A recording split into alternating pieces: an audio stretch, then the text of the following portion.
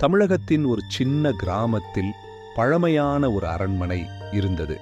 அந்த அரண்மனை காலங்காலமாக வதந்திகளால் சூழப்பட்டிருந்தது.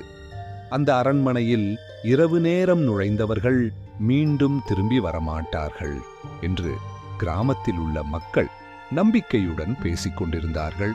அரண்மனையின் மர்மத்தை அறிய பத்திரிகையாளர் விஷால் ஆர்வமாக விரும்பினார்.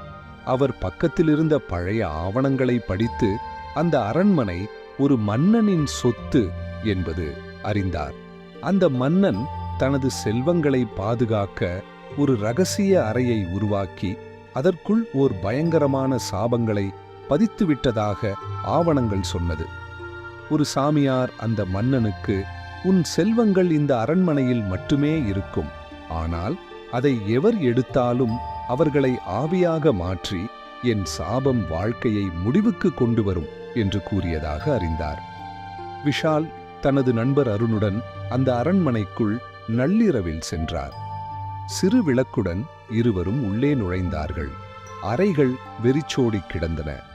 ஆனால் ஒரு மஞ்சள் ஒளி வெகு தூரத்தில் ஒளிர்ந்தனது. அவர்கள் அந்த ஒளியை நோக்கி சென்றபோது ஒரு பழைய மூடிய கதவு எதிரில் தெரிந்தது. கதவை திறப்பதற்கு முன் அருகில் ஒரு கல் சுவரில் எச்சரிக்கை வார்த்தைகள், இங்கு நுழைந்தவனை மரணம் அலைக்கும் என்ற வாசகத்தை பார்த்ததும் சற்று பயம் இருந்தாலும் விஷால் தைரியமாக கதவை திறந்தான்.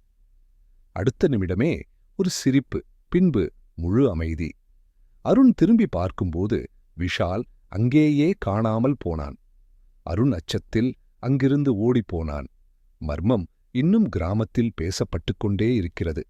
விஷால் அந்த அறைக்குள் என்ன ஆனார்? அந்த அரண்மனைக்கு பின்னால் உண்மையான சாபம் இருக்கிறதா? முடிவற்ற மர்மம்.